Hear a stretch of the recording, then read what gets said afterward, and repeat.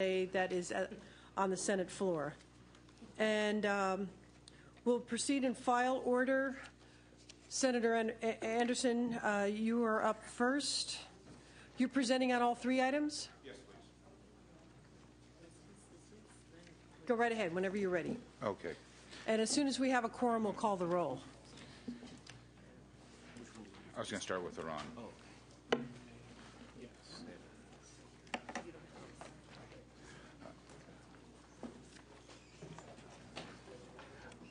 Madam Chair, I thought I would start with SB 103.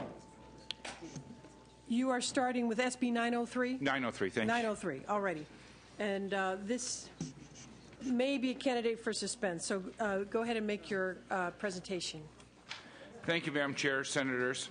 This measure is a follow-up to the California Public Divestment from Iran Act. Thank you, all of you, for supporting this bill and helping it to become a law. Last year, this was AB 1506, the IOU bill.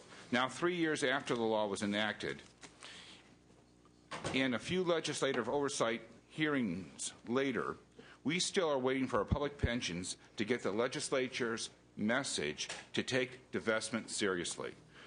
With Senate Bill 903, we added sunshine to the divestment process to assist CalPERS and CalSTRS with the full implementation of the law. With me to speak today is Cliff Berg from the Jewish Public Affairs Committee, also Pete Conti with AMVETS. Thank you, Madam Chair. Cliff Berg here on behalf of the Jewish Public Affairs Committee, which represents all the Jewish agencies around California, including the Jewish Federations, Jewish Community Relations Councils, and other Jewish organizations such as ADL, who I'm here on behalf of also. We would urge your support of SB 903 today. This is really a simple follow-up, which should not have any additional costs to either the retirement systems. In essence, to refresh your memory, the legislature passed AB 221. AB 221 requires CalPERS and CalSTRS to identify those investments in their portfolio that have business operations in Iran, report to the legislature, engage them and ask them to get out of Iran, and within a specified time period, if they fail to do so, divest. CalPERS in particular has basically told the legislature we're not going to do it. They have done so and said that we will not do it because we have made a determination that doing so would violate our fiduciary duty. All this bill does, is say that if you're going to make that determination, do it at a public hearing rather than in private behind closed doors. So thanks, Mr. Berg. And on the fiscal issues, any comments? Yeah, there's no additional work required for that because they have to do it anyway. It just makes it in public. So, Mr. Conati, anything to add? Yes, Madam Chairman, members. Pete Conati representing American veterans, but also representing the California State Commanders Veterans Council. 20 veterans organizations representing 2 million veterans and their families in the country, in California, plus the 30,000 servicemen and women who are returning from our current 3 wars. Let's make no mistake, there's a madman in charge of Iran, and CalPERS and STRS are facilitating them getting nuclear weapons. And if they Mr. Conati, let's just keep it on the measure before us, all right? Please do not send this to suspense, because the servicemen and women who will have to go fight Iran will be coming from California as well as other states. All righty. Any additional testimony in favor of this bill? Are you coming up for this? Opposition testimony? Is there opposition? Come on up. Oh, we need a couple chairs there. It's okay. I got this booming voice. You can hear it. You need to be on the microphone, sir. You want to tell us your name? Good morning, Madam Chair. Berman Obaldia on behalf of CalSTRS. Just wanted to point out a few things. That CalSTRS does not have any investments in Iran. We have complied by the tenets of AB 221. We removed 8 companies from the portfolio. We've restricted 7 companies as of late. We have brought on 2 third-party vendors to act as a kind of a spyware of sorts to identify and monitor any companies that may be potentially subject to doing investments in Iran. We support the tenets of what Senator Anderson as well as Assemblyman Fuhr are trying to do. However, in the course of that, we do not want to allow individuals or corporations to game the system, for lack of a better term, by discussing potential investments in an open forum. It could dilute the value of the stock that we may be engaged in with a particular company. That is a concern we have. We are working with Senator Anderson as well as Assemblyman Fuhr to try and address their concerns, put in as much transparency as possible, but allow for the investments to be done in private. Any comments on the fiscal issues, costs to CalPERS? No. Alrighty. Ma'am, your comments, yes, please? I just wanted to say that I'm here. My name is Marcy Ellen Berman, and I'm here on behalf of the statewide Teamsters organization and also on behalf of the statewide Machinists organization in support of the bill. In support of the bill? Yes. Alrighty, thank you. Any other testimony, pro or con? Finance, do you have a comment on this one? Madam Chair, members of the committee, Miriam Ingenito with the Department of Finance, and I have very few files today, and I do not have a file on this measure. Alrighty. Members? Senator Keogh, if appropriate, I would like to move the bill if it's consistent. I will take a motion on the bill. I think that the staff review identifies only likely minor costs, and we can move forward with this. Any other comments, members? Senator Runner, did you have a comment? All righty. I think just having a public hearing is important, and as a member of STIRS, it's well worth moving this critical policy forward. And I was disappointed to hear that 3 years later we're still in this discussion. Thank you. We will first call the roll. We have a quorum now. Kehoe? Here. Kehoe here. Walters? Here. Walters here. Alquist? Emerson? Emerson here. Lou? Here. Lou here. Pavley? Here. Pavley here. Price? Here. Price here. Runner? Here. Runner here. We have 6? Oh, 7. Excellent. 7 members. Okay, we have a quorum. We have a motion by Senator Pavley on SB 903. Please call the roll. Kehoe? Aye. Kehoe, aye. Walters? Aye. Walters, aye. Alquist? Emerson? Aye. Emerson, aye. Lou? Aye. Lou, aye. Pavley? Aye. Pavley, aye. Price? Aye. Price, aye. Runner? Aye. Runner, aye. Steinberg? 7-0. I'm going to hold that open only for the absent members, Senator Anderson. Thank you. What's next? SB 11 or 120? 120, SB 11's a companion bill to 120. Madam Chair, Senators, first of all, I want to thank you for your support of the predecessor to this measure, AB 1506, last year. As you know, the IOU Taxpayer Protection Act had 71 co-authors and passed through the Senate and Assembly unanimously, but suffered a last-minute veto at the hands of Governor Schwarzenegger. Like last year's bill, which received more than 3,000 letters of support, SB 120 has received support from nonprofits, local governments, small business owners, and California taxpayers, including our own state controller and Ask Me, the union. They all understand that honoring our debt is a matter of fairness, and the bottom line is that California stands by the promises it makes. The bill has bipartisan support, and I respectfully ask for your aye vote. With me to testify today, Yep, there's a whole bunch of them. I'll let them Well, I'll go just through comment things. to the committee that there are significant administrative costs with this one, but let's hear the testimony. You first, sir. Madam Chair, Phil Vermeulen, representing the engineering contractors and several other contractor associations, in strong support of this measure. Urge your aye vote. Thank you. Good morning, Madam Chair, members. Julianne Broyles here on behalf of Associated Builders and Contractors of California in strong support of SB 120. We do think it's fiscally that it's the right message to send to California businesses who provide goods and services and other financial supports to the state, that they find some way to leave the burden through SB 120. We think the use of the registered warrants as a way to pay our debts that we owe to the state a good way to go, and ask for an aye vote. All righty, next, please. Jonathan Clay on behalf of the County of San Diego and the City of Encinitas in support. Pete Conity, Independent Maintenance Contractors Association, in support. Madam Chair, members, Brian Lundgren on behalf of the Orange County Board of Supervisors in support. All righty. Janice Norman on behalf of the American Federation of State, County, Municipal Employees in support as well. Okay. Any further testimony in favor? In favor of SB 120? Is there opposition to SB 120? Any opposition? Members then of Finance.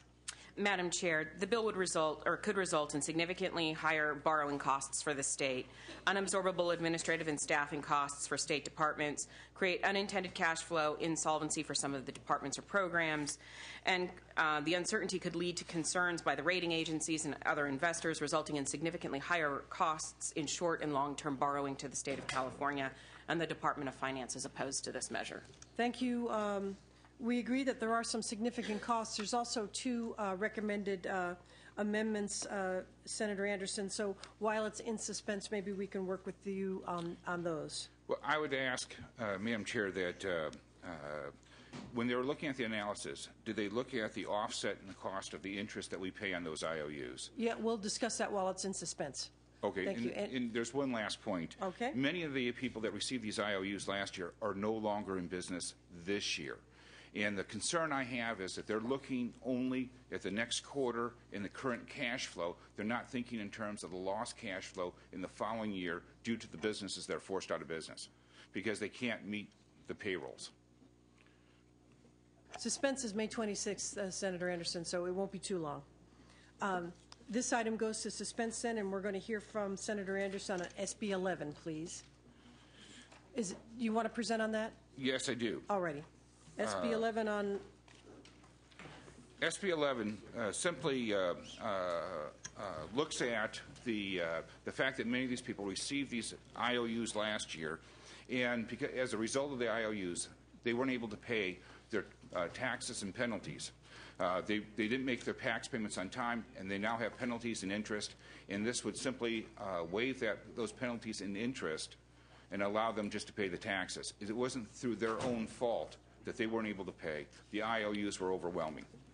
All righty. And we'll hear from your witnesses.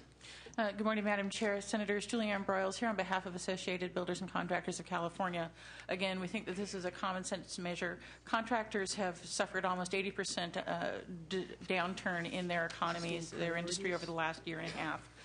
They are very hard pressed, and if they're suffering now, it will be even worse as time goes forward if they're using the IOUs. Having some way to at least relieve the penalty and interest and pay their indebtedness with the registered warrant IOU, we think is a good policy for us to follow and ask for an aye vote.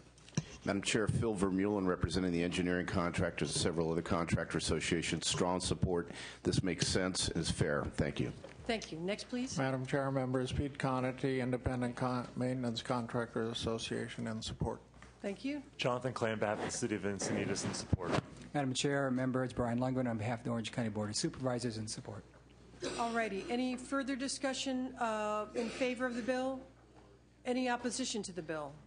Finance, do you have a comment on this? That the bill could result in potentially significant amount of lost revenue from not being able to collect such fines, interest, or penalties.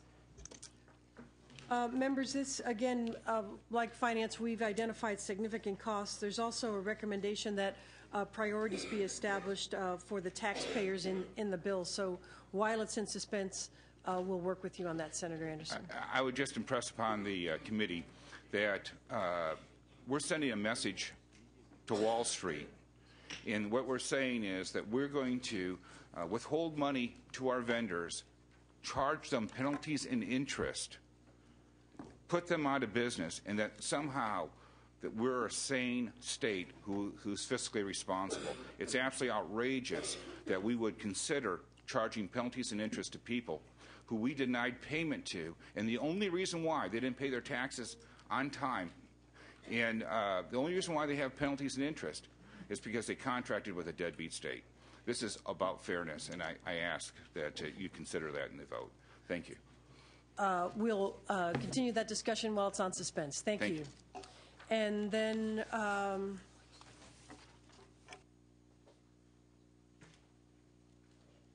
members, we're going to continue in file item order. Senator Blakesley, you are next. And you are presenting just the one item, SB 18? Yes, Madam Chair. All righty. Thank you, Madam Chair. This is the fourth time in 4 years this bill has attempted to move through the body politic. It attempts to deal with gifts. The fourth time's a charm. Fourth time's a charm. Gifts to legislators of spa vacations, Lakers tickets, golf expeditions have all made headlines, giving the appearance that their elected representatives are out of touch with the people they represent. The bill I'm presenting before you today speaks directly to the issue of public confidence. SB 18 seeks to address the public perception that elected officials are unduly influenced by these gifts by banning lobbyists, lobbying firms, and lobbyist employers from giving specific entertainment gifts, including theme park tickets, sporting event tickets, theater, concert tickets, racetrack tickets, spa treatments, golf, skiing, or fishing trips, and gift cards to legislators. In 2008, members of the state legislature reported receiving over $12,000 worth of theme park tickets, and in 2009 received another $12,000 in sporting event tickets and theater tickets.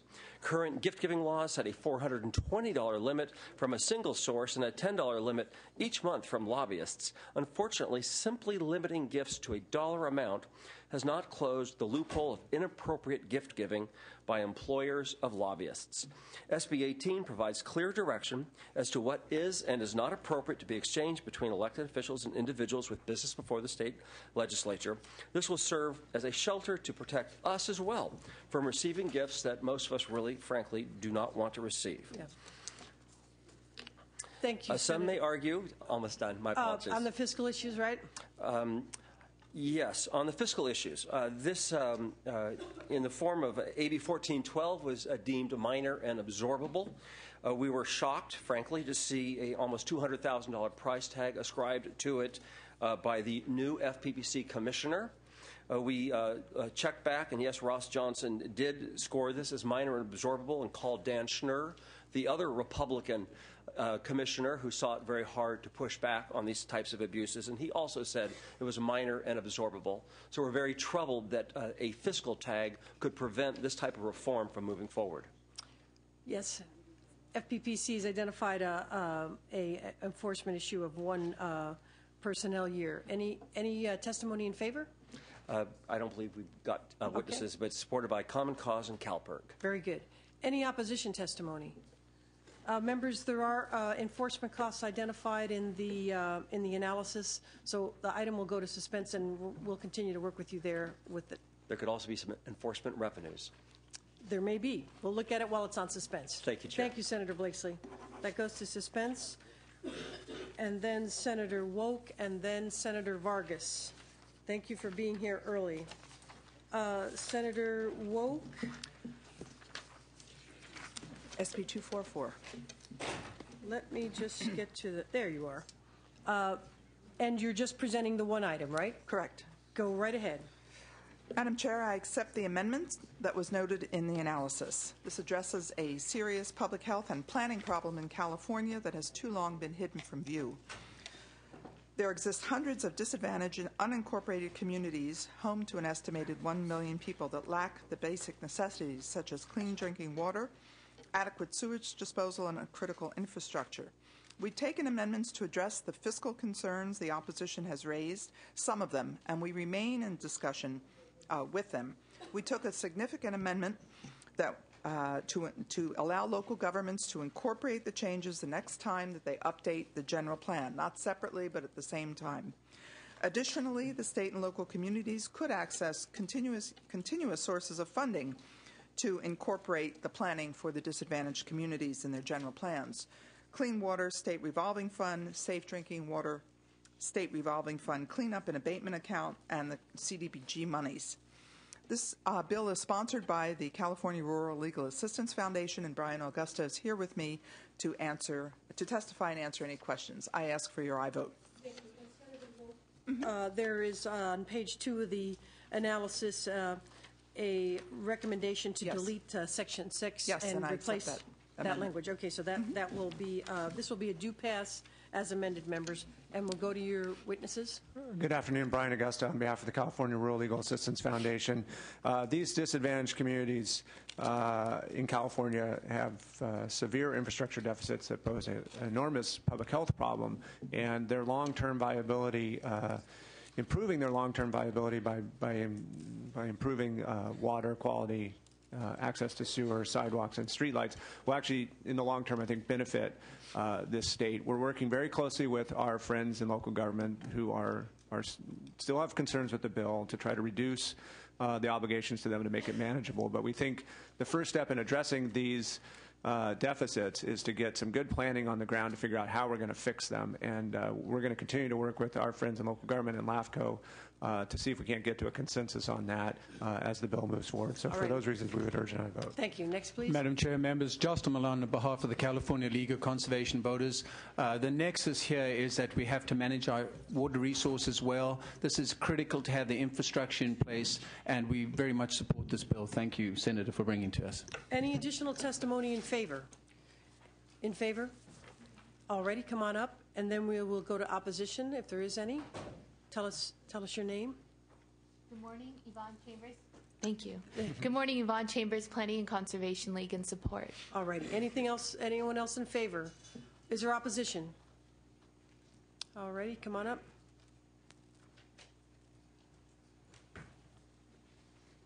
Madam Chair, Steve Calamer on behalf of the Board of Supervisors of Los Angeles County.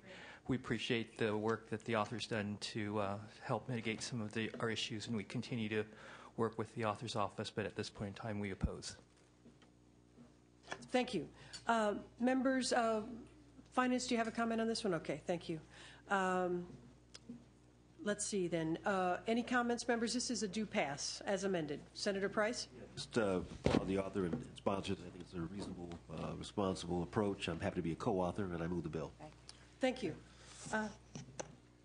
Any other comments, members? And we'll call the roll on a motion due pass as amended by Senator Price. Kehoe? Aye. Kehoe, aye. Walters? No. Walters, no. Alquist? Emerson? Emerson, no. Liu? Pavley? Pavley, aye. Price? Price, aye. Runner? No. Runner, no. Steinberg? 3 to 3, we will hold that roll open for the absent members. Thank you, Madam Chair and members. Senator Vargas, you are next. You are presenting on both? Yes. All righty. Welcome. Whenever you're ready. Thank you very much. If you don't mind, I'll take them in order. SB 252 first. Fine. Thank you. Thank you, Madam Chair and Senators. Today I would like to present to you SB 252. This bill would require a state agency that enters into a privatization contract of $100,000 or more to report to the Department of General Services regarding those contracts, make the reports available to the public, and require state agencies to submit specific information related to those use of private contractors as part of the budget process. According to the Department of General Services, in fiscal year 2009-10, California spent about $35 billion on private contracts. However, much of this multi-billion-dollar expenditure occurs without substantive government oversight, which may result in billions of dollars of wasted taxpayer dollars. SB 252 will ensure increased accountability, oversight, and public transparency. I respectfully ask for your aye vote. We do have testimony, Madam Chair.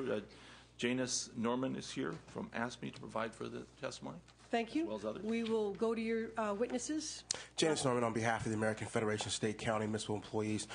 Just speaking to the costs, we were quite concerned with the level of costs identified in the analysis. We would think and believe that the departments currently should have this information, and if the departments don't have this information, it would actually speak to the necessity of the bill that no one is reviewing these contracts and services.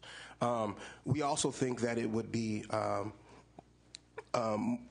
with regards to the audits, the language is not intended to require the State Bureau to do an annual audit of any of the contracts, but to provide the State Bureau with the option and the ability within its existing resources to do those audits. So I believe clarification language can be dealt with to deal with those costs.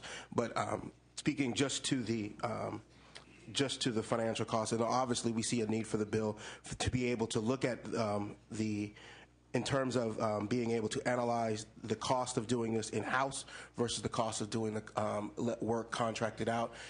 Reports have been provided by our union and by SEIU speaking to the duplicative costs, even within the Department of Corrections. We have $300 million in psychiatric contracts right now. And the reality is that our employees, bargaining unit 19, provide psychiatric services. And so that duplication is costing millions of dollars to the We'll have state. some time to discuss that while it's on suspense, but we appreciate your comments. And the gathering the data is the first step to be able to do those cost comparisons. Next, please. Sarah Flocks from the California Labor Federation in strong support of the bill. Thank you.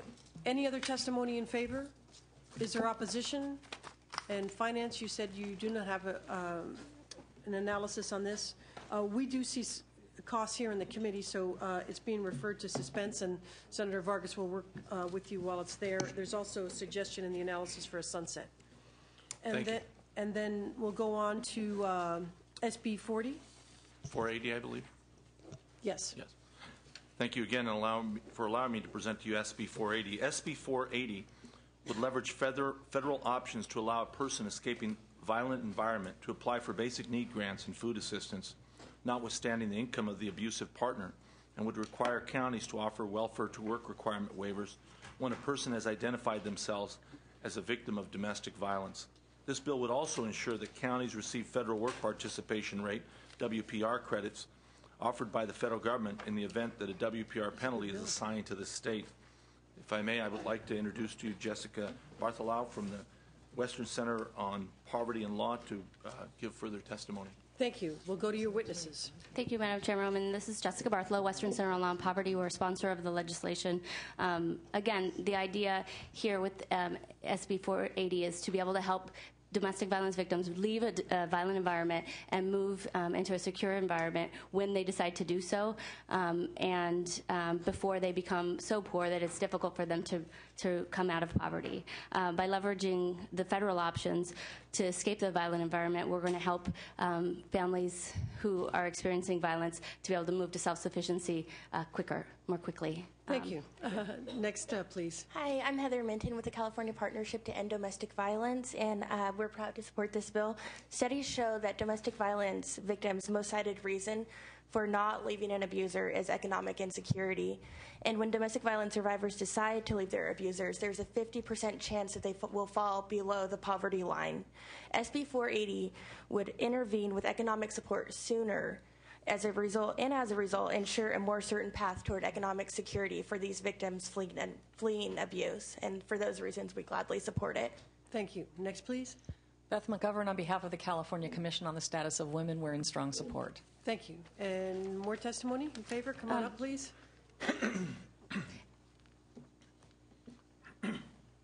Good morning, Madam Chair, members. Martha Flammer, representing the Los Angeles County Board of Supervisors. For the reasons stated, we are also in support. Thank you. Any further testimony in favor? Is there any opposition? Senator, it's a very good bill, but there are multi-million-dollar costs we want to work with you on. And Finance, did you get to this one either? I guess you had a relaxing weekend, huh?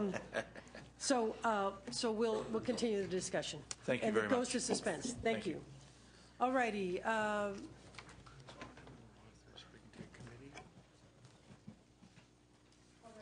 Members, we can, there's no authors in the room at the moment. I hope people are listening. So we can either do wave presentations or take up members' items. Any preference?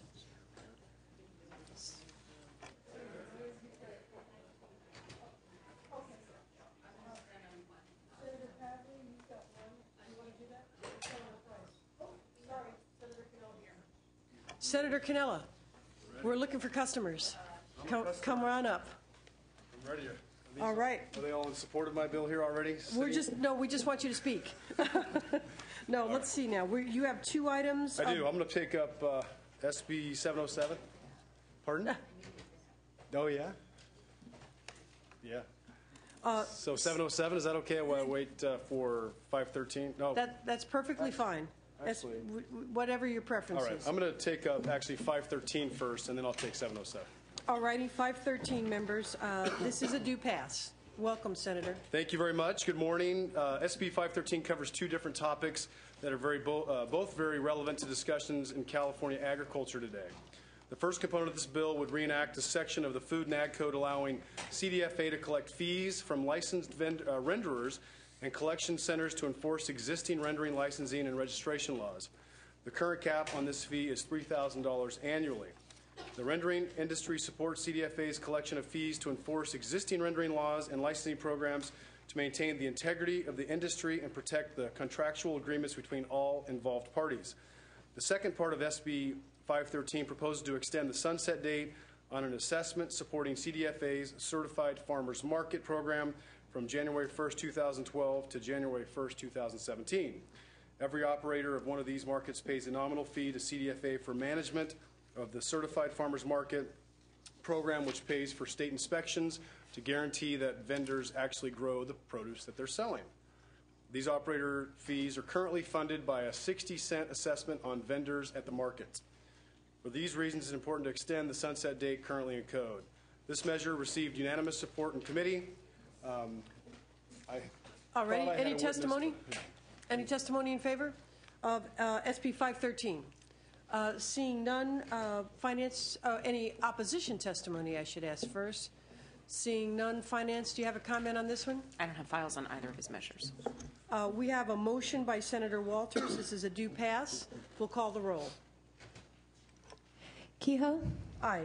Kehoe, aye. Walters? Aye. Walters, aye. Alquist? Aye. Alquist, aye. Emerson? Aye. Emerson, aye. Liu? Pavley? Aye. Pavley, aye. Price? Aye.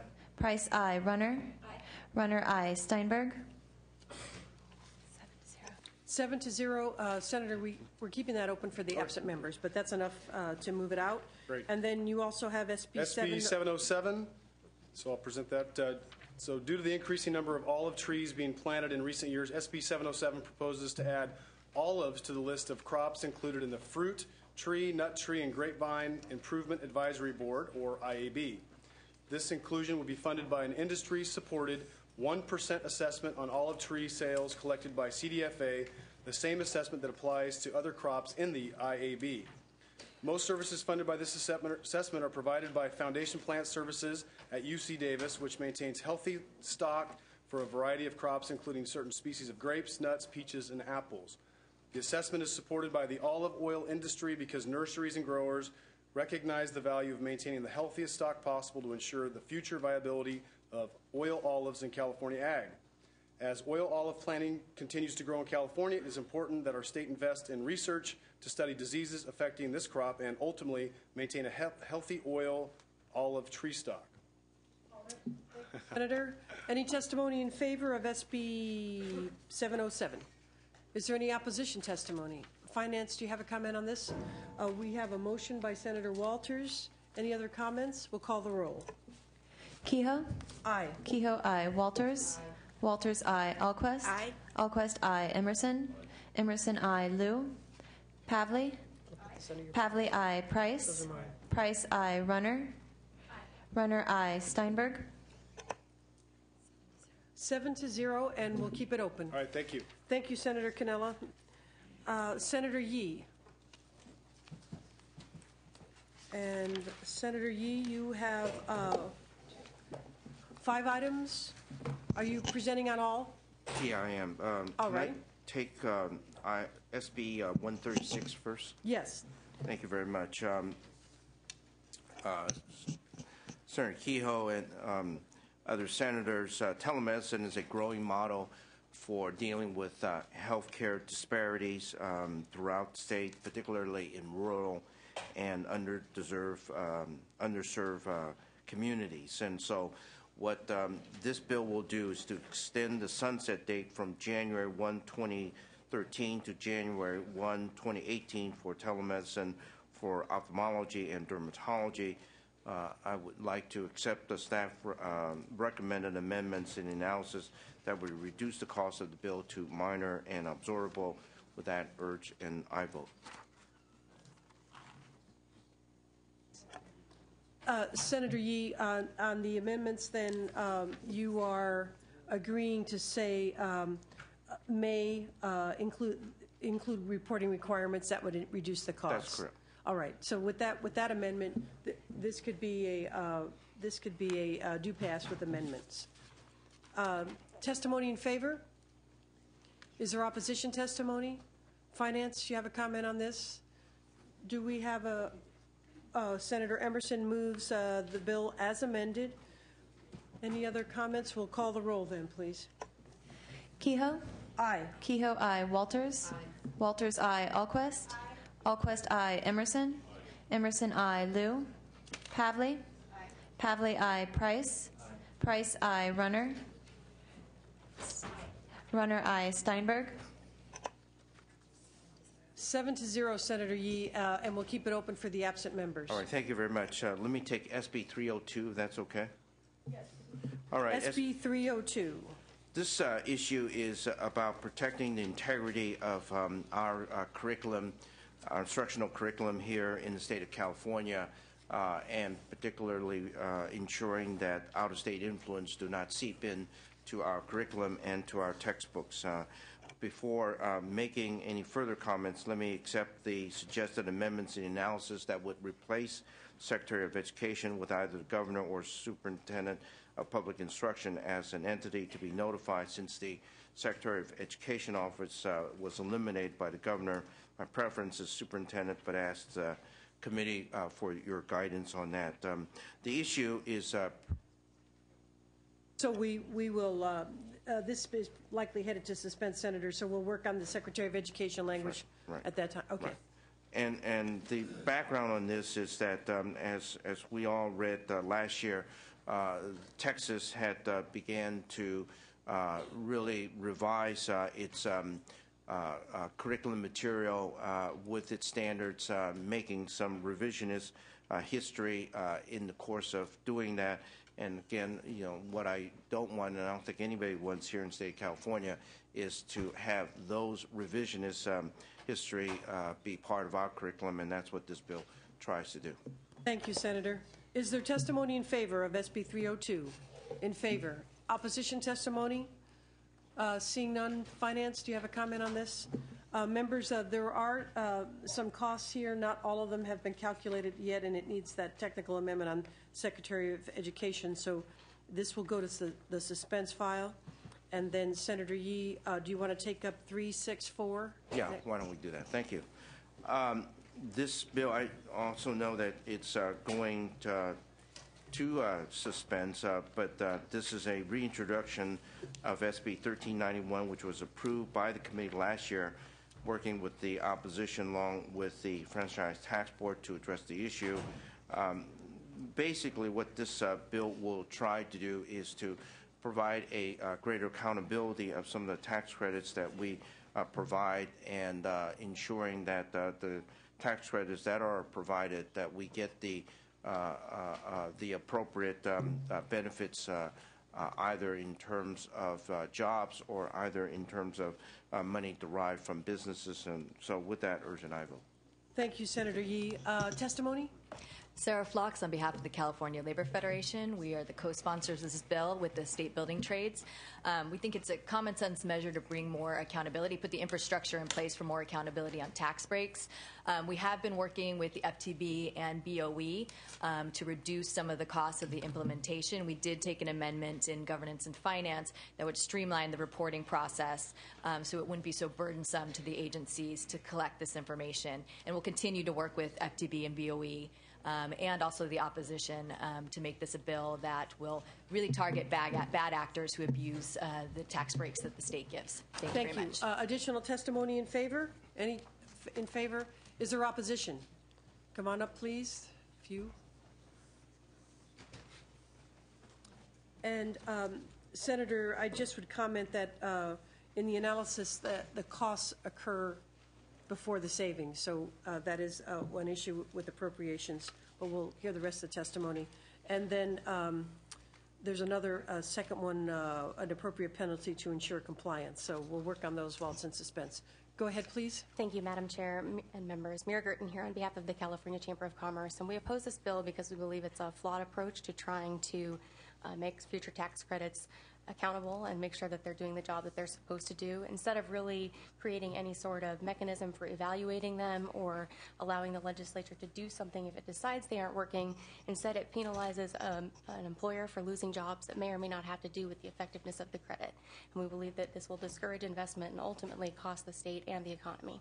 Thank you. Next, please. Chris McKaylee on behalf of the California Grocers Association, and share the similar concerns about the message being sent and the approach being taken by the legislation. We will continue to talk with the author and the proponents about methods that perhaps we can modify our concerns. Thank you. All righty. Gina Rodriguez for the California Taxpayers Association, opposed for the reasons previously stated. Thank you. Robert Callahan with Tech America, opposed for the reasons previously stated. Thanks. Any other testimony? One more. All righty. Come on up, please. I apologize. This is Marciela Berman. I'm actually in support and didn't get back to the room soon enough, but I did want to definitely express support on behalf of several clients, including the Amalgamated Transit Union, Unite Here, Machinists Union, the Teamsters Union, UFCW, Professional and Technical Engineers Local 21, Utility Workers Union Local 132, ILWU, and California Official Court Reporters Association. Thank you very much. All right, members of Finance, do you have a file on this one? Members, this does meet the suspense criteria, so we'll work with Senator Yee while it's in suspense. And you have... Can I do SCA 7, please? Yes. Okay. And then what about 397s? Then online I will do voter. that. Right. You can do them all. All right. On SCA 7, Senator Emerson may have a comment.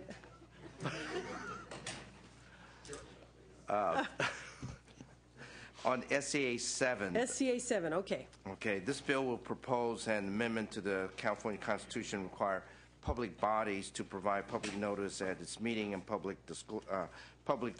disclose any action taken. Currently, I think that there's been some wrangling over the fact that there are not the reimbursements for, and therefore one ought to suspend our public notice, and I just don't believe that that's the way in which we should operate here in the state of California, and so this would revise the Constitution to include that as a requirement of any public body in terms of their transaction of business. So with that, urge an aye vote. Thank you, Senator Yee. Very good reminder. There are ballot costs with this. Is there testimony in favor of SCA 7? Is there opposition testimony? Finance, do you have a comment on this one? All righty. This goes to the suspense file, and we'll work with you on that. And then your last one is SB 397. That is correct. Thank you. Go right ahead. This is online voter registration. Let me just say that this is a money saver. The fact that 8 million paper affidavits were printed in the last 12 months at the cost of 7 cents per form, costing a total of $600,000. And if 70% of these individuals had registered online, the state could have saved about $400,000 next year. So what this bill will do is to say that we would, in fact, institute, and as an opt-in situation where those counties that would, in fact, allow their residents in their area to go ahead and do online voter registration. This is a money saver, and it also is an increase in the security of our voter registration because of the match between that applicant on the internet and the DMV database. And so with that, urge an aye vote. Is there testimony in favor? Thank you, Senator Yee. And you want to push the red button? Thank you. Antoinette Camo on behalf of the University of California Student Association in support. Olga Delia Ramirez with the California State Student Association. We represent the students in the CSU system and support. Thank you. Helen Grieco, Common Cause. In support, SB 397 allows a potential 6 million additional voters to register online with a relatively little cost to the state. what costs there are to state will be offset by some savings, including the cost of printing and shipping and storing such large quantities of paper registration forms as much as $250,000 to $400,000 a year. 8 million paper affidavits were printed in the last 12 months at a cost of 7 cents per form at a total cost of $576,000. If we use the assumption of the 70% online registration in a short period of time, certainly during the 2012 presidential cycle, there could be a substantial reduction in the number of paper forms printed. A 70% reduction would result in an annual savings of $392,000 to the state. This will also help overburdened counties save money, particularly the labor cost associated with keying in by hand all new registrants and simple changes like address changes. In the days before the registration deadline, those costs balloon because the flood of paper registration forms requires an expenditure of overtime staff hours to enter all the information in.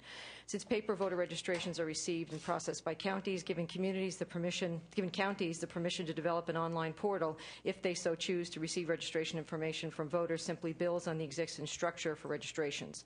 SB 397 is a simple solution to a real dilemma faced by counties in the state right now because of the delay in contracting to build a statewide voter registration database.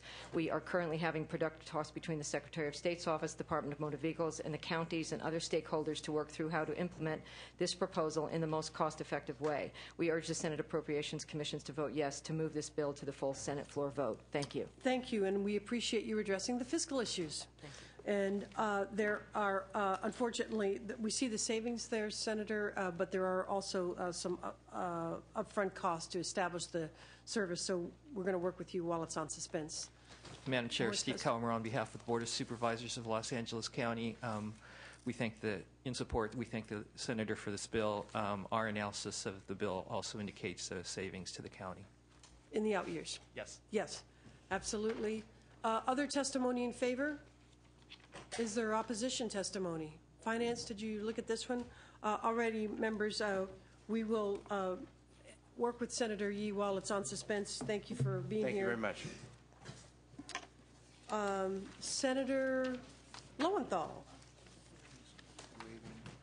And you're presenting one bill this morning? Yes, I am. Thank you. Whenever you're ready. This is ready. SB 650. Welcome. Welcome. Let's. Wait.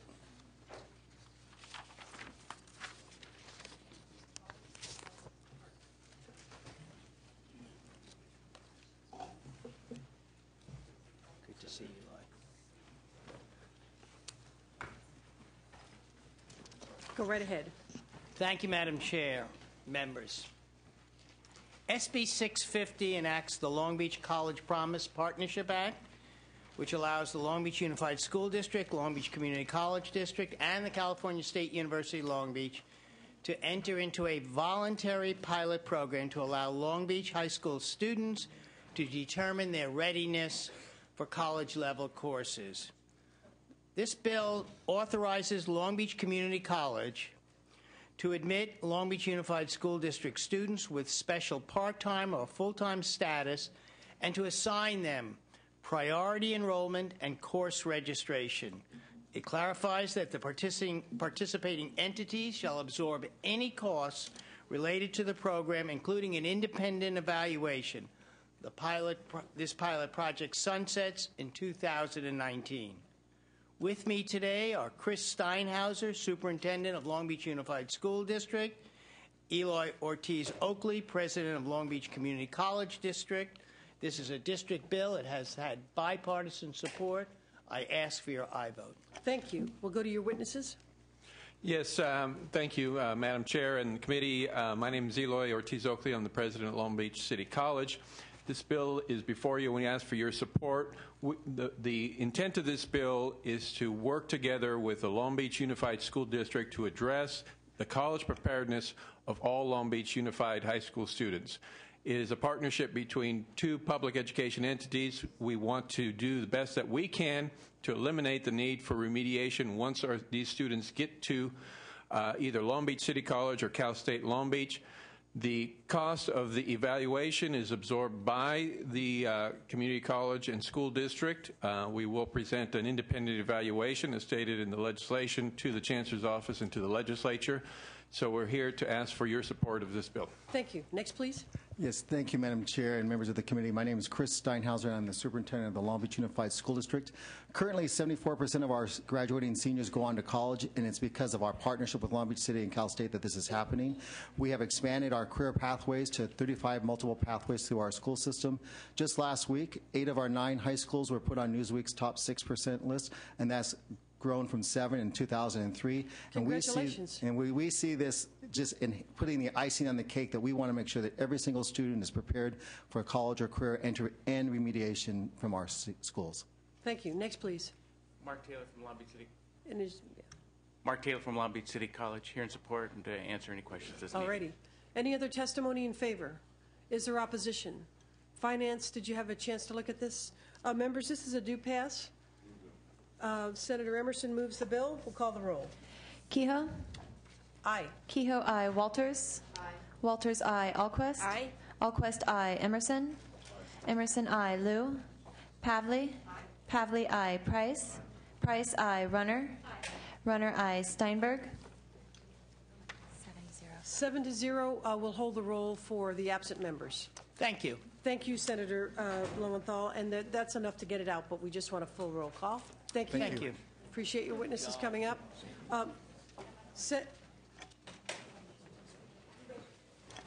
Senator Runner has witnesses here for her items, so we'll go to Senator Runner's items.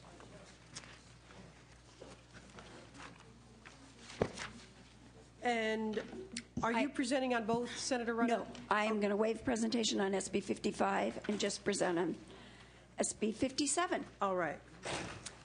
Great. And go right ahead whenever you're ready. Okay, good morning again. SB 57 is based substantially on New York's e-stop law, and it will require all registered sex offenders to disclose their online social network addresses as part of their annual registration requirement. Illinois has also adopted a similar bill.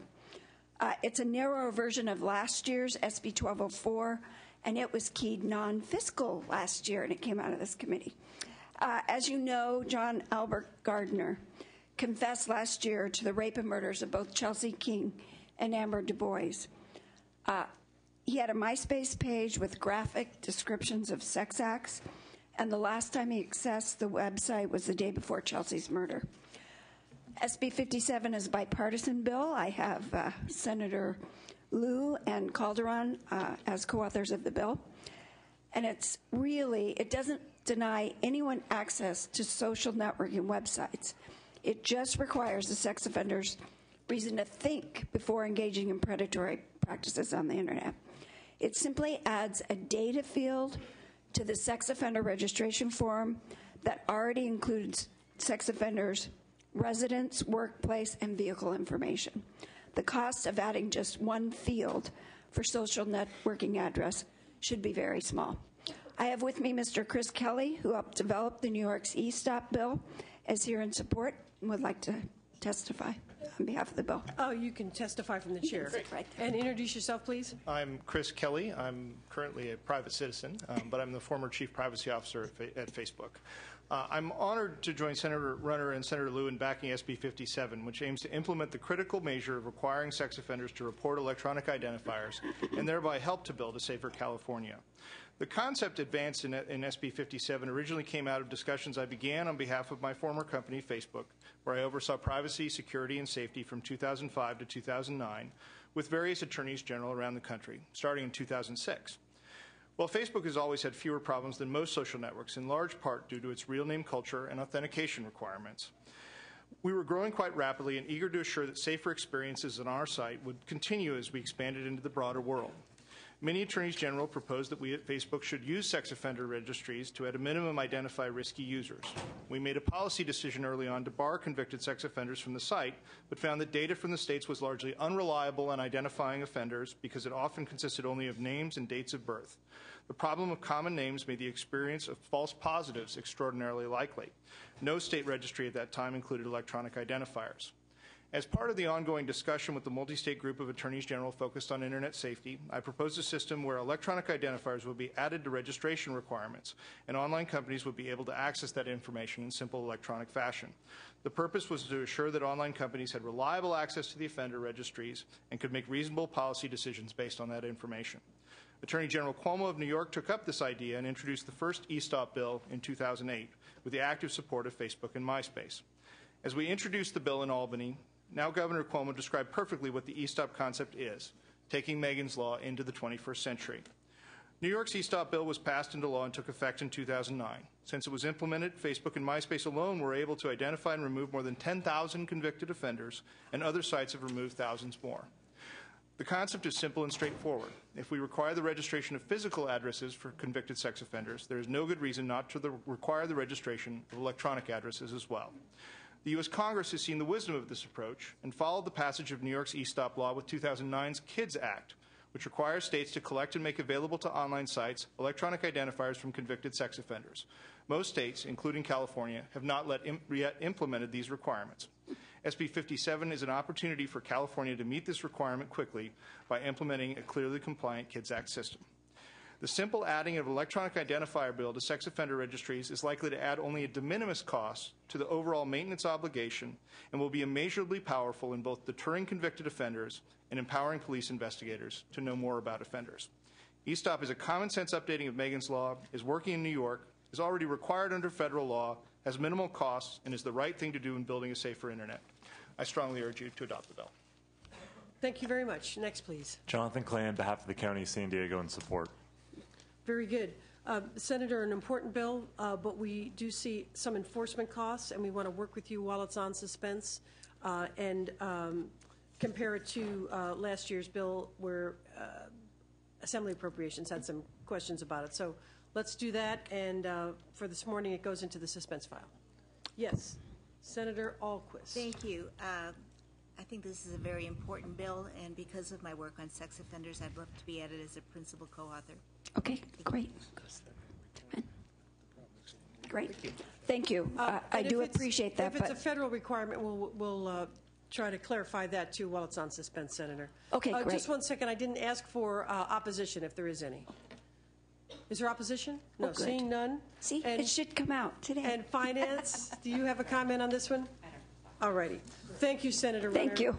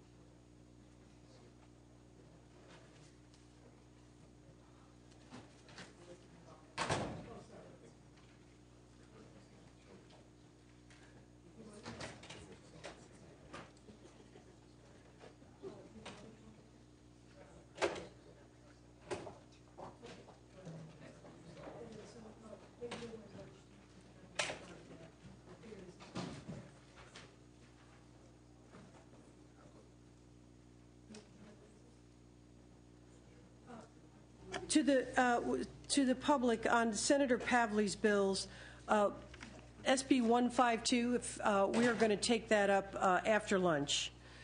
Senator Pavley, now I see Senator Wright. If you continue to be flexible, I'd really appreciate it. But to the public, SB 152 will be taken up later. And now we'll go to Senator Wright's bill. This is SB 477. Thank you, Madam Chair. Members, this is as you've heard, I'm sure, a number of times today, a very simple bill. Current law requires that a school district notify parents when their child is truant. This bill simply says that that school district should establish its own time period and then notify parents at a specified time. It doesn't require something that's not already done. We already provide categorical funding for the notification and the attempts to get children back. This doesn't affect that. All it simply says is that a school district would, at a time period that that district selects, notify the parent as to the fact that their child was truant. In some places, it might be 2 weeks. In some places, it might be 1 day.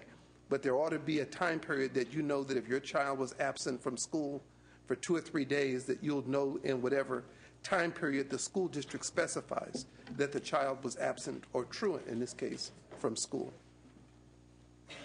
Thank you, Senator Wright. Is there testimony in favor? Testimony in favor. Is there opposition testimony?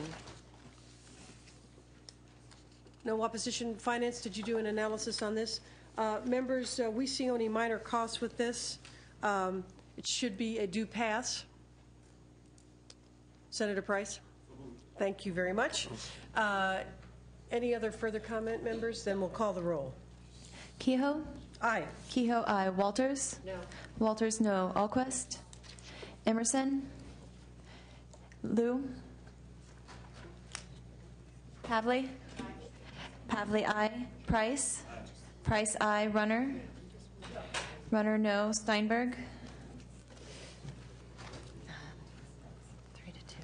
3-2, Senator Wright. I keep it open for the absent members. Thank you. Thank you.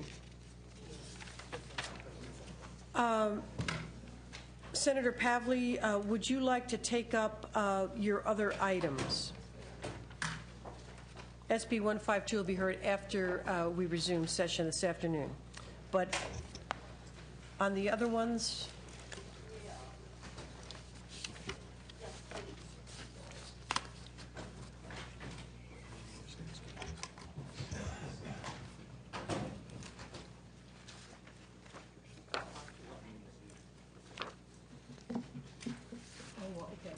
then don't just step out. It's all right. Oh, this is confirmation day? We'll do it as fast as we can. Senator Pavley, what item do you wish to take up? Well, we're postponing one. I'm waiving presentation on SB 263 and SB 454, and I would like to briefly present Senate Bill 467, which is a candidate for suspense. Sounds like a wonderful idea. Please proceed. This is SB 467. That's right. And just real briefly, what this bill does is allow companies to come forward and provide energy savings technologies and services that actually pay for themselves. And right now, these contracts have been used to retrofit schools, hospitals, private businesses, local and federal government buildings and facilities. It's been a win-win-win kind of program, no upfront costs. The companies can prove that you can, if you don't achieve your savings results, the company pays the price and must fix any performance problems. There's no expense to the state, but that's the problem. Only the state can't participate in this amazing new program. I know it's a candidate for suspense, so let's just get to the 2 points I wish to raise with you, Madam Chair.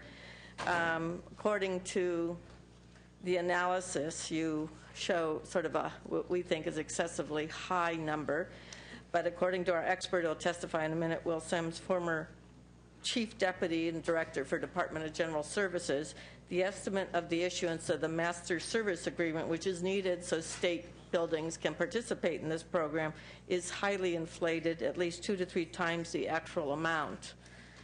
DGS, another point, DGS already usually takes a percentage of each contract it writes for reimbursement, and this bill specifically allows them to do so to pay for the cost of developing and maintaining the Master Services Agreement.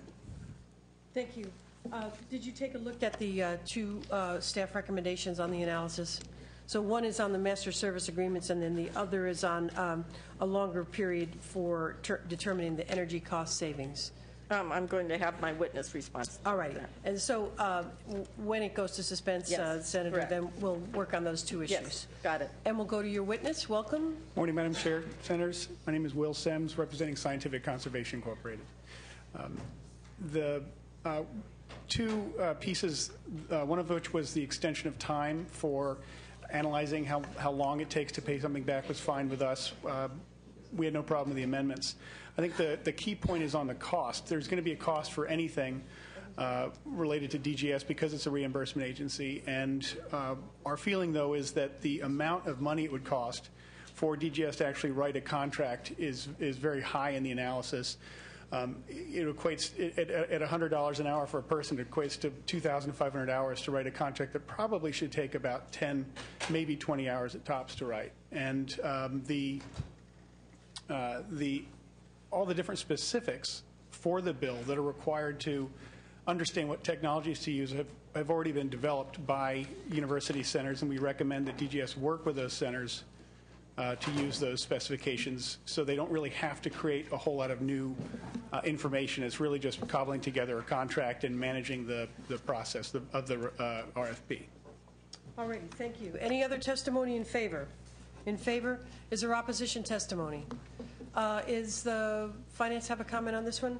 All right, members. This is a candidate for suspense, and we will study it while it's in there. And the amendments or suggestions on the time constraint. Yeah, we were fine with those. Very good. Thank you. Thank you. Thank you. Senator Price, do you want to take yours up now because we don't have an author? And then if there's any extra, well, there will be certainly extra time. Without authors, we'll go to waive presentations. But we are ready for authors if you can hear the sound of my voice. Senator Price, you are how many do you want to take up? I'd like to take up 100, must be 39, 539, 542, 543, if I may. And then did you want to, on healing arts, how do you want to handle that? I'd like to present on that. Oh, yeah, I know okay, it's a candidate for suspense, but I think we've got some compelling evidence that will. So go ahead, and we'll start with SB 100, if that's all right with you. That's okay with me, Madam Chair and members. SB 100 strengthens the regulation and oversight of fertility clinics and surgical clinics performing cosmetic procedures, and it ensures that quality of care standards are in place at these clinics and checked by the appropriate accrediting agency. This bill would provide protection to patients by specifying the level of inspections of these clinics, preventing accreditation shopping of problem clinics, requiring accreditation agencies to make an immediate determination as to whether a problem clinic should continue to operate with the corrective plan, or to suspend or revoke its accreditation, and to prevent that clinic from getting accreditation elsewhere if revoked. The committee's analysis indicates more than $200,000 in costs to the medical board for implementing this bill. As far as I know, the Medical Board of California has indicated to us that it is a minor absorbable cost, in fact. The Medical Board, in fact, is here to respond to the cost issue. And again, I know it's a candidate for suspense, but I requestfully ask for your aye vote. Thank you, Senator Price. And again, this is a suspense candidate, but let's hear from your witnesses. Ryan Spencer with the California Medical Association in support of the measure. Jennifer Simoes from the Medical Board of California. We have a supportive amended position on this bill, and we're working with the author's office on technical amendments. But the Medical Board believes the requirements in this bill will result in minimal and absorbable fiscal impact to the Medical Board. All righty. Next, please. Madam Chair, Tom Riley with the California Society of Dermatology and Dermatologic Surgery urge your support. Any other testimony in favor? Seeing none, is there opposition testimony? Senator Price, we heard the comment about minor and absorbable, but we don't think there's zero either. So we need to get a little more information from the department while it's on suspense, and we'll try to work it out. Okay, fine. And they're nodding vigorously that they will do that behind you. Good. All righty. I'm nodding too. So then we'll go to SB, that goes to suspense, then SB 100, SB 539. 539, thank you. 539 extends the sunset date of the Board of Vocational Nursing and Psychiatric Technicians Special Fund Agency under the Department of Consumer Affairs. The bill would also require employers of vocational nurses and psychiatric technicians to report resignations for cause. Costs identified in the analysis relate to extension of existing programs within the specially funded Board of Vocational Nursing and Psychiatric Technicians. I ask for your aye vote. Is there testimony in favor? Fred Main on behalf of Stanbridge College. We're in support. Any other testimony in favor? Is there opposition? Senator Emerson moves the bill. Finance, do you have a comment on this one? With the motion do pass by Senator Emerson, I'll call the roll. Kehoe? Aye. Kehoe, aye. Walters? Aye. Walters, aye. Alquist? Emerson? Aye. Emerson, aye. Liu? Pavley? Aye. Pavley, aye. Price? Aye. Price, aye. Runner? Aye. Runner, aye. Steinberg? 6-0. We'll keep it open, Senator Price, for the absent members. Now you have SB 542. Yes, Madam Chair. Thank you. 542 extends the sunset dates. And this is also a due pass, members. Extends the sunset dates for the Board of Accountancy and the Professional Fiduciaries Bureau, Special Fund, agencies under the Department of Consumer Affairs. Your analysis lists the special fund revenue loss by revising an existing exemption from the professional fiduciary licensing requirement. The revision is narrowly crafted to allow an enrolled agent to perform ancillary services if requested by an existing client. The bill does not exempt an enrolled agent who solicits clients for fiduciary services or holds him or herself out as a professional fiduciary. The narrow exemption will minimize any revenue loss to the Bureau. I have witnesses to speak in support of this provision. We'll go to your witnesses then. Jennifer Tannehill with Aaron Reed & Associates on behalf of the California Society of Enrolled Agents. Enrolled agents are federally licensed tax professionals. They're regulated and licensed by the United States Department of the Treasury. The Professional Fiduciaries Bureau was established to protect vulnerable Californians from financial abuse by unlicensed, unregulated fiduciaries. It was recognized that three categories of professionals who sometimes provide fiduciary services to their clients already have a strict licensing requirements and code of ethics. Consequently, limited exemptions were extended to attorneys, CPAs, and enrolled agents from having to be additionally licensed as professional fiduciaries when providing incidental fiduciary services to their clients. The exemption language used for enrolled agents was vague and caused some confusion, so SB 542, which extends the sunset on the Bureau, also contains language clarifying the exemption for enrolled agents. It states that an enrolled agent who is providing fiduciary services that are ancillary to the primary services of an enrolled agent, and those services are provided at the request of an existing client with which the enrolled agent has a professional relationship. However, an enrolled agent who solicits clients for fiduciary services or holds him or herself out as a professional fiduciary is required to get this license. All right. Okay. We're in support. Thank you very much. Well said. And we'll go to your next witness. Sandy Carey on behalf of the Professional Fiduciary Association. We are very much in support of this bill from the perspective of the extension of the sunset. However, we're very opposed to the amendment contained in paragraph 6530D. This section, as you know, would allow for an exemption for licensure and oversight from enrolled agents. You need to keep in mind that enrolled agents are not licensed. They're enrolled at a federal level, and they would therefore not have any state oversight. Given that this is a fiscal committee, I'm going to not give you any policy arguments. I'll stay with the facts of the fiscal impacts as were considered by the Appropriations Committee, Assembly Appropriations Committee last year when this bill was in AB 276. They found that there was a significant fiscal impact so far as the Bureau is concerned. It may seem like it's minor amount of money with regard to the overall scope of things, but this would have a very significant impact on this very young Bureau. Pairing the fiscal impact with the numerous and significant policy impacts that I circulated to you this morning, we would urge that that section of the bill be removed. This is a smaller exemption. Thank you. Okay. Ma'am, this bill is narrower than last year, so our costs are lower. That's one of the reasons So that, let's see. Basically, all we're asking is that enrolled agents be required, since there is no state oversight, to operate within their scope of practice. Thank you. Any other testimony in favor? Is there opposition testimony? Finance, did you have a chance to look at this? All righty. Members, we've heard the testimony. Is there a motion? Oh, all righty. Senator Walters moves the bill. Call the roll, please. Kehoe?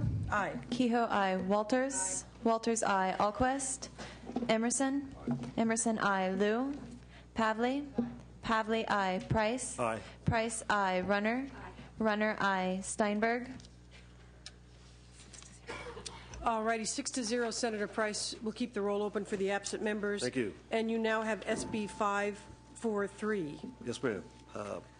543 would extend the sunset dates to 2016 for the California Architects Board, the Contractors State License Board, the Landscape Architects Technical Committee, the Board of Professional Engineers, Land Surveyors, and Geologists.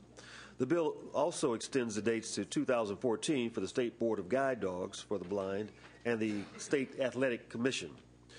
There are also various statutory changes made to these agencies based on recommendations to the Senate Committee on Business, Professions, and Economic Development. While some of these changes are substantive, the associated costs will be offset by revenues of the boards, which are all special fund entities that do not rely on general fund money. And I respectfully ask for your aye vote. Thank you. Testimony in favor of SB 543. In favor? Opposition? Finance, do you have a comment on this? We have a motion from Senator Walters. Members, this is right on the edge of the suspense benchmark. And on this side of the edge. Yes. So we've got a lot of people urging me to let it go, and there are savings too.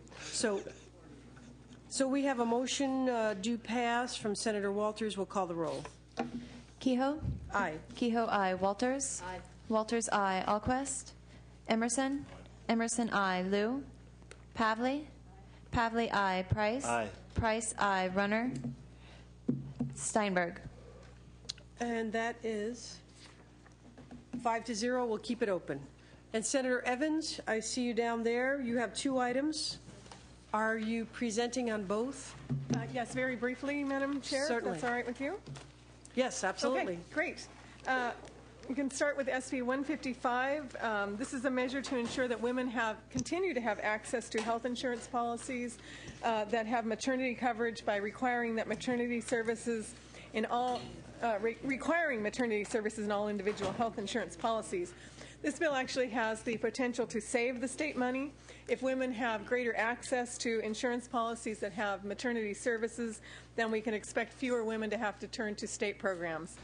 Unequal access to maternity care services often forces women to delay critical early prenatal care, and then the care, obviously, to replace the care that didn't take place is much more expensive and less certain. So for all these reasons, I would ask for an aye vote.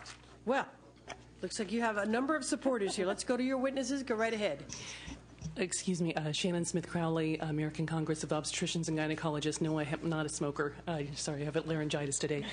I did want to bring out some things about the state costs that are a little bit more subtle.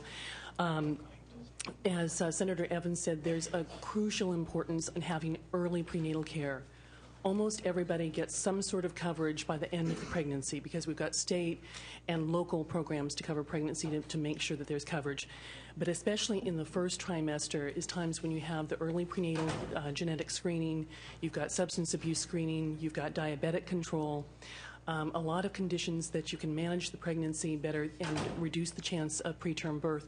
If you get into prenatal care late, you are 3 times more likely to have a preterm baby at a cost of $51,600 on average for the immediate costs, and not to mention ongoing developmental disability costs and special education costs. So there's a lot of other costs if we don't get these women covered.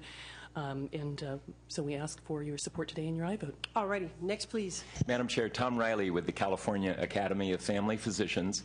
This is an important bill for mothers, soon-to-be mothers, and their children. Urge your support. Thank you. Next, please. Beth McGovern on behalf of the California Commission on the Status of Women. We are very pleased to be a co-sponsor of this bill, and we ask for your aye vote. All righty. Teresa Stark, representing Kaiser Permanente, in strong support.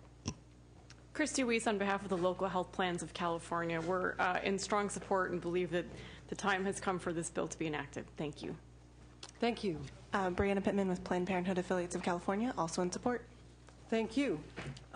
Any further testimony in support? Are you coming up, Miss? Okay. Is there opposition testimony? Already, here is your opportunity.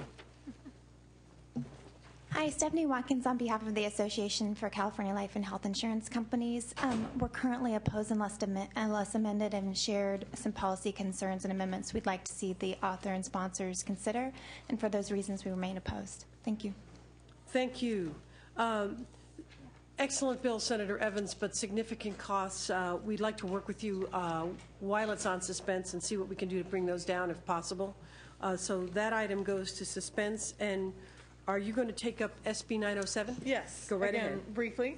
And we had hoped that somebody from the Treasurer's office was going I'm to be sorry, here. on that last one, there was no finance report.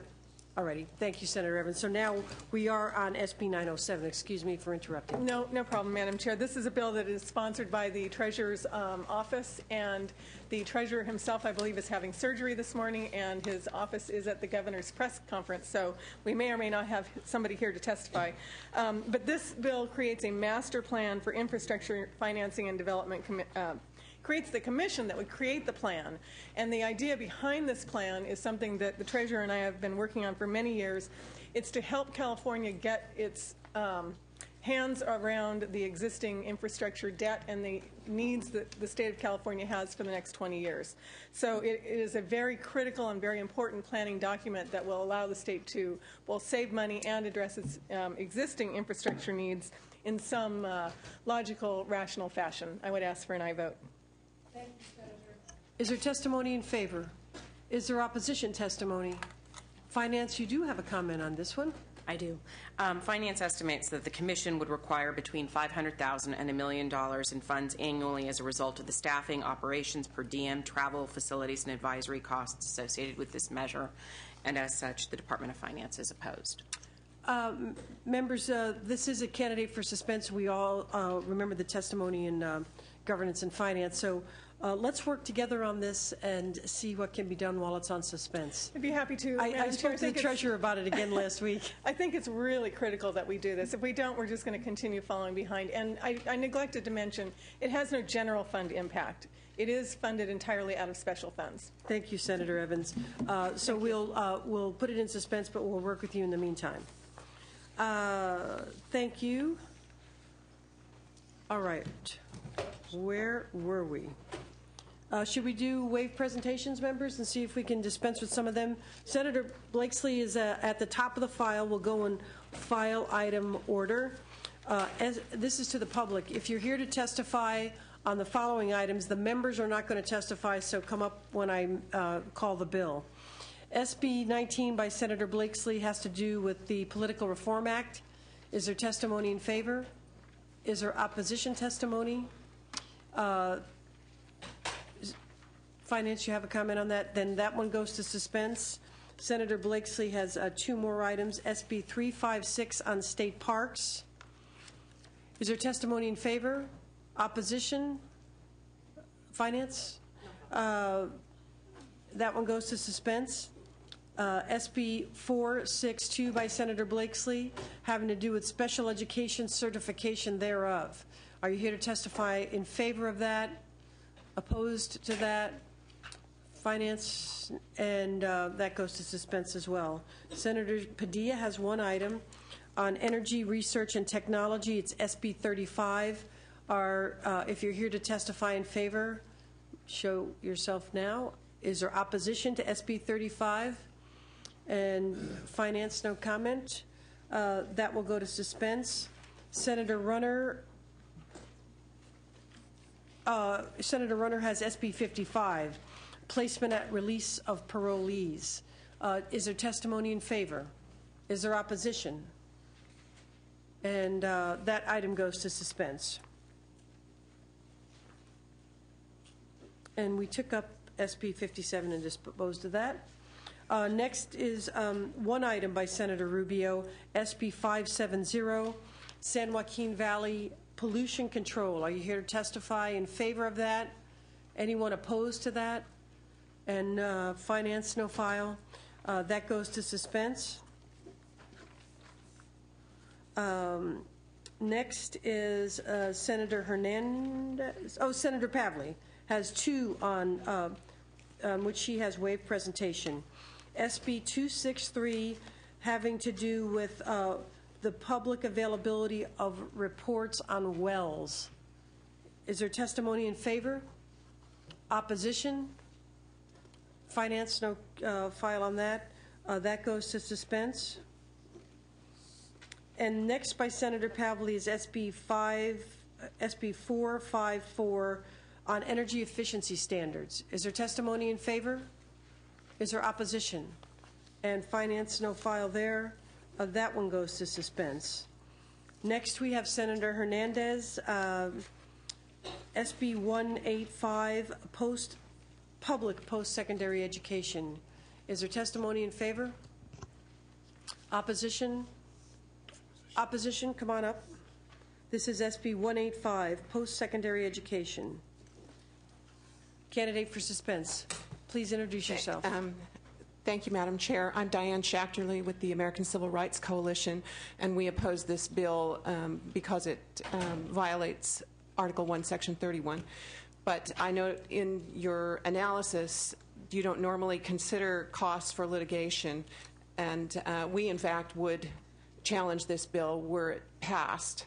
And our attorneys have gone through this process, and should the UC and CSU begin to consider race in admissions, any employee of the state that may be implementing this and it may cause discrimination or preferential treatment will be liable personally for litigation as well for punitive damages.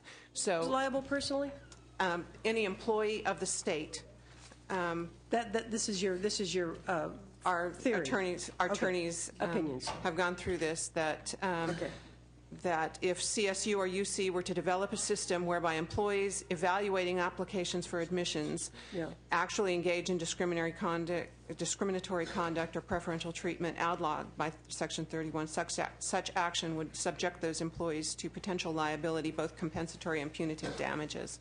So there are layers of litigation. Thank you. As well as the cost of implementing this. Appreciate your comments. You're opposed. Finance, you have no comment on this one, or the file's not ready. To the witness and then also to the public and also to committee members, generally in the Appropriations Committee staff work, litigation costs are determined if there's an existing contract or a quantitative liability for the state. So we will deal with these other issues while it's on suspense. Any other testimony on SB 185? So it goes to suspense. SB 485 by Senator Hernandez, health facilities and emergency units. Any testimony, ma'am? Are you coming up? Nope, that's somebody else. Any testimony on SB 485? And nothing from Finance. That item goes to suspense. Finally, by the Health Committee, SB 945, electronic records for Medi-Cal. For Medi-Cal, is there testimony in favor? Opposed? Finance? That item goes to suspense. Senator Carol Liu has waived presentation on SB 204. SB 204, governance, education governance. Is there testimony in favor? Is there opposition testimony? Finance, no file on this. That item goes to suspense, SB 204. And I see Senator Leno has come forward, graced us with your presence, as they say. So let's see, there's 3 items, Senator, and are you presenting on all or some? I will waive presentation on everything but SB 676. All righty, then members will go to SB 676. All righty? Whenever you're ready, Senator. So this bill will create an 8-year pilot project here in California in 5 different counties: Imperial, Kern, Kings, San Joaquin, and Yolo, to allow for the legal production of industrial hemp. Just to remind everybody, this is a distant biological cousin of marijuana. They are both cannabis sativa L plants, but different from marijuana, which typically has about a 5 to 15% THC content, the psychoactive content of marijuana.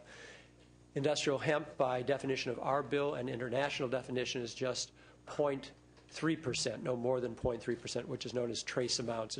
A good analogy is it has about as much THC as the poppy seeds on your bagel have opium. So just trace amounts. But we legally and currently are producing thousands of different products here in California, which are legally sold here in California. Unfortunately, we are denying our family farmers and other farmers in California the opportunity to grow industrial hemp. We import millions of dollars of this product legally from other countries. This clearly makes no sense. It's good for the environment. It grows without herbicides, pesticides, fungicides. It's a good rotational crop. It leaves nutrients in the soil. It also grows with less water than cotton or corn. So it just makes sense to do this.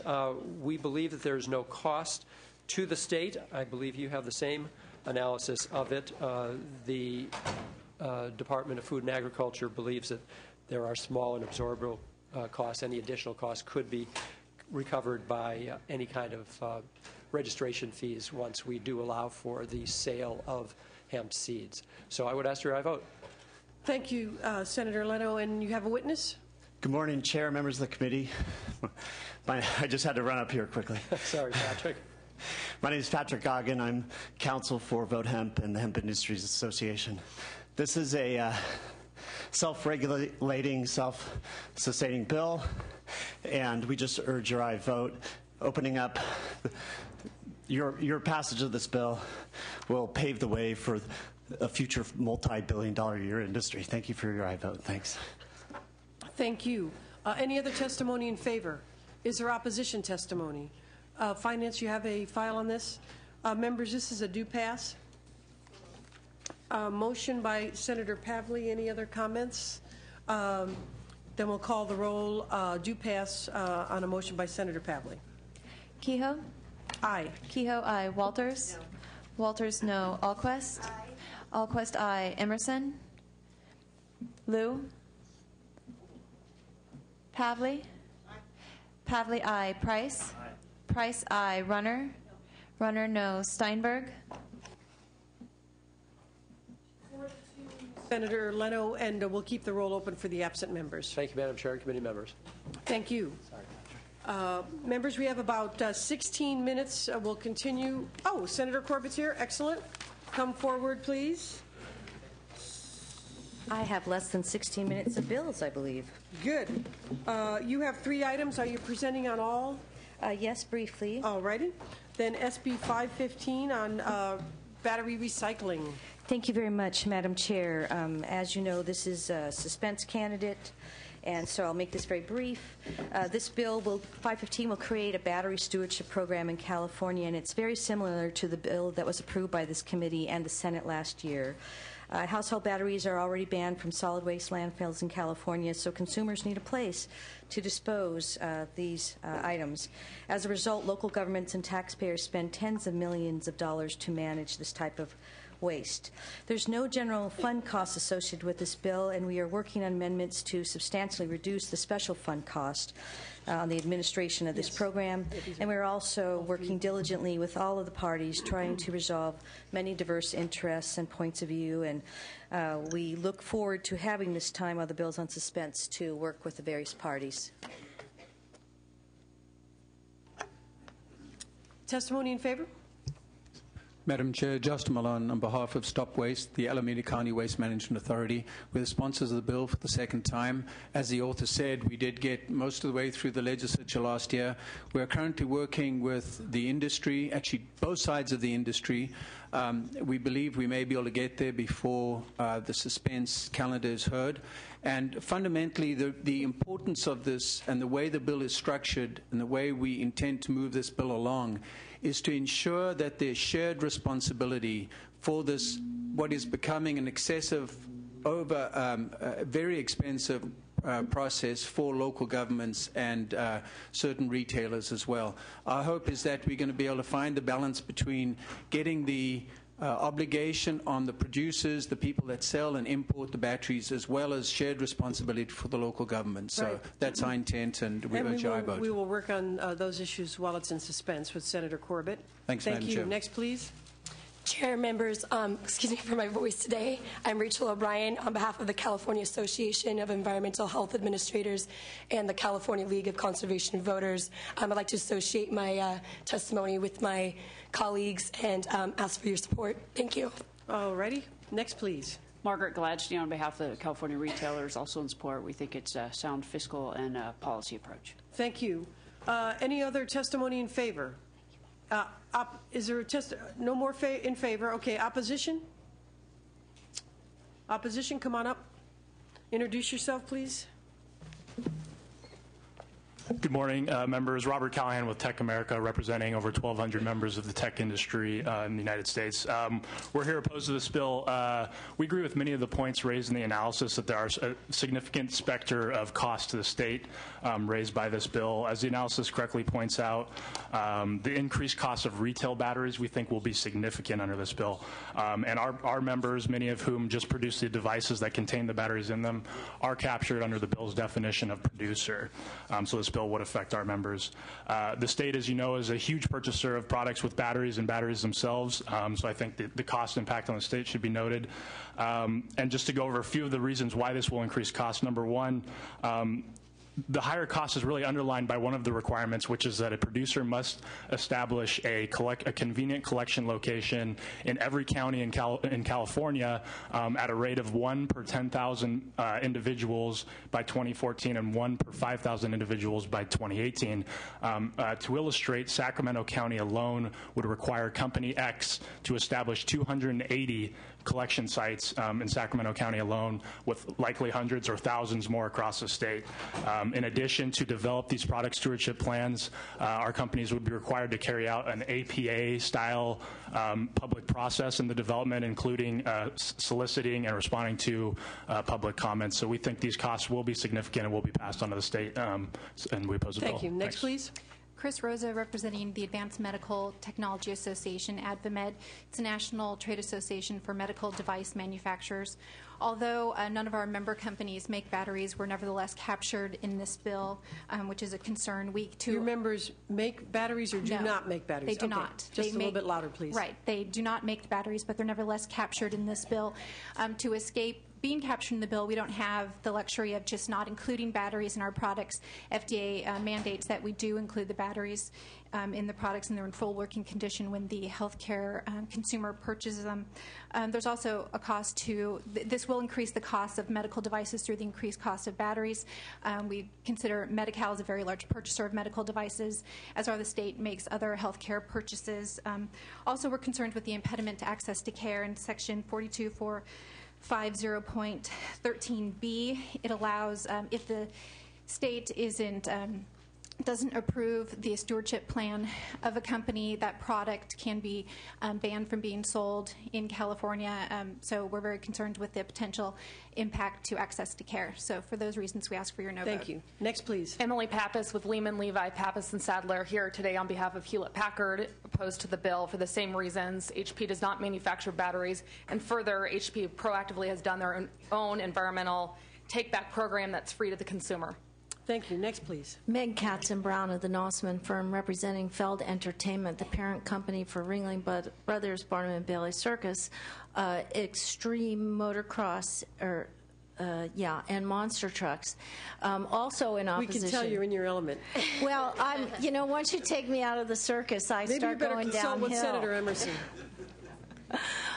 We, too, are opposed to the bill for reasons previously stated. The definition of producer does, in fact, capture the seller of the battery, and as opposed to merely the producer of the battery. Feld Entertainment does not operate full-time in California, and the requirement to set up programs in every county in the state would be burdensome, and we therefore oppose the bill. All righty, next, please. Thank you, Chair and members. Larissa Cespedes with Ling, Hansen, O'Malley, and Miller here representing the Toy Industry Association. Unfortunately, we are opposed to the bill for the reasons previously stated. Thank you. Thank you. You know, I would just say to the opposition that we need to come up with a way that Californians can safely dispose of their batteries. They're all over the house. They aren't my house, even though we recycle this, that, and the other thing. So we need to come up with a good idea. And Senator Corbett, I know you're working hard on this. There are some costs here that we need to flesh out with you while it's on suspense. So we're going to work with you and your office on that. Yeah, look forward to doing that, and also taking into consideration the millions of dollars these programs will save as well to our local governments. And then, good point also, and lots on both sides. But anyway, now how about SB 823? 823 is a measure that will create a Made in California label. This bill would be modeled after the California Grown program, which has been very successful in the promotion of our California produce. This self-supporting and voluntary marketing program would promote high-quality products made in California. We've had discussions with the Governor's Office of Economic Development, and it appears that this program can be developed within their internal resources. This program also can be revenue generating, as the Governor's Office of Economic Development can use its interagency agreements to develop the eligibility guidelines and therefore incur the startup cost internally. The bill is sponsored by the California Small Business Association and the Small Business California. And Madam Chair, I would just reiterate again, we do believe that this is, potentially a measure that probably shouldn't be on suspense, but of course I respect your decision on that, but I hope you can take a look at that while it's on suspense. Unless you'd like to leave it off suspense today, of course. we do identify some costs, Senator, and we understand your concerns, but let's go to your witnesses. Madam Chair, Shane Gussman on behalf of the Teamsters and the Machinists and United Food and Commercial Workers in support. Next, please. Sarah Flox from the California Labor Federation, also in support. And Simeon Gant, Service Employees International Union, in support of the bill.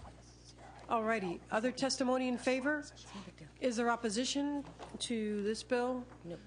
Finance? All righty, members, we will work with you while it's on suspense. And then you're going to take up, Senator Corbett, SB 881? Will require the Office of Planning and Research, in collaboration with other state and local agencies, to create a website with important resources and data to fill the information gap for renewable energy developers. This will foster a process that will assist our potential renewable energy developers. I'm happy to work with you and the committee and other stakeholders while the bill is on suspense to lower its costs. I think we'll be very successful in doing that, Madam Chair. And we have worked with conservation groups such as the Center for Energy Efficiency and Renewable Technology to identify any currently available resources that we believe will be helpful in bringing together the patchwork of renewable development assistance the state has offered. And your witnesses, please. Madam Chair, members of the committee, Christopher Trinnell here on behalf of the Nature Conservancy, also speaking here today on behalf of Defenders of Wildlife in strong support of this bill.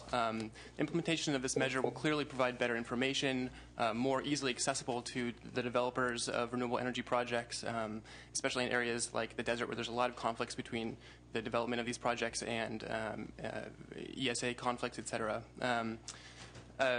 For those reasons, we are in support of the bill, and we look forward to working with the author as it moves forward. Thank you. Thank you. Any other testimony in favor? Is there opposition? No. Finance? No file on this? Thank you, Senator Corbett. Thank you very much. We'll work with your office. Appreciate that. A few more minutes, members. We can do some wave presentations. Let's see. Page 2, top of page 2, Senator Woke. Senator Woke is not here. She's waived presentation on SB 618 having to do with solar use easements for local government. Is there testimony in favor? Is there opposition testimony? Finance has a file. Thank you. I do, Let's Madam hear. Chair. Currently, if a landowner terminates their contract before the 10 years, they're subject to the early termination fee of 12.5% of the unrestricted current market value of the property. In fiscal year 9-10, we received $1.2 million was deposited into the Soil Conservation Fund from the early terminations. And to the extent that landowners would rescind Williamson Act contracts under the provisions of this bill and enter into solar easements, there would be a loss of an unknown but potentially significant amount. Alrighty, and that item is going to suspense. Senator De Leon has two items, SB 246, having to do with the Global Warming Solutions Act. Is there testimony in favor? Is there opposition? Comment? Is there opposition coming up? No, support. Support. Okay. SB 246, Global Warming Solutions Act by Senator De Leon. Sorry, I got my suit on and everything, so I'm ready. This is Michael Endicott for Sierra Club, California. We're in strong support of the bill. Thank you. All righty, thank you. Next, please. Yvonne Chambers with the Planning and Conservation League, also in support. Very, very good. And Finance. According to the ARB, the bill would impose minor and absorbable costs to the Air Board, and I don't have any other policies. Okay. Next is SB, that goes to suspense. Next is SB 535, Healthy Air Revitalization Trust. Is there testimony in favor? Come on up. Madam Chair, Justin Malone, on behalf of the California League of Conservation Voters and the Union of Concerned Scientists, can speak for many folks in the environmental community. This is one of the highest environmental priorities this year, and we urge your committee's passage of this bill. Thank you. Any other testimony in favor? Is there opposition testimony? Finance, do you have a comment on this one? That item goes to suspense. Next is Senator DeSaulnier. He has four items, SB 334 on statewide ballots. All righty, that's, you don't have to run. You can come up and identify yourself. We will. This is SB 334. Yes, testimony is an elder on behalf of Secretary of State Deborah Bowen in support. Thank you very much. Any other testimony in favor? Is there opposition? Finance, you have a comment on this? That goes to suspense. Next is SB 662 by Senator DeSaulnier, Public Services. Testimony in favor? Opposition? Finance goes to suspense. After that is SB 829. Occupational Safety and Health. Testimony in favor? Opposition? Nothing from Finance. That goes to suspense. And last by Senator DeSaulnier is SCA 4, Funding of Initiative Measures. Is there testimony in favor? Opposition? Come on up. And please identify yourself. Thank you, Madam Chair. Members, Gina Rodriguez with the California Taxpayers Association. The bill would effectively eliminate the power of the voters to reform government and change perceived inequalities. Therefore, we oppose. Thank you. Any other testimony for or against? Finance, that item goes to suspense. We have four items by Senator Correa. SB 348, vote by mail ballots in elections. Secretary of State. Thank you. Tess Mason Elder for Secretary of State Deborah Bowen in support. You can sit down front. Well, I'm done. Okay. In support, the Secretary of State's in support of 348. Any other testimony in favor? Any opposition? Finance, no file on this. That goes to suspense. SB 421, underpayment of sales and use taxes. Testimony in favor or opposition? Come on up.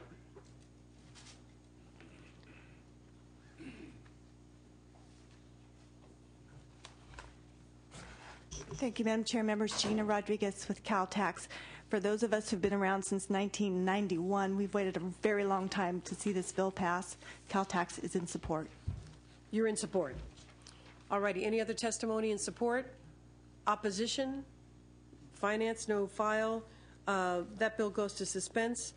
Senator Correa has three more, counting committee. SB 453 on bullying, school safety, and pupil rights. Is there testimony in favor? No? In favor? Opposition? All righty, come on up.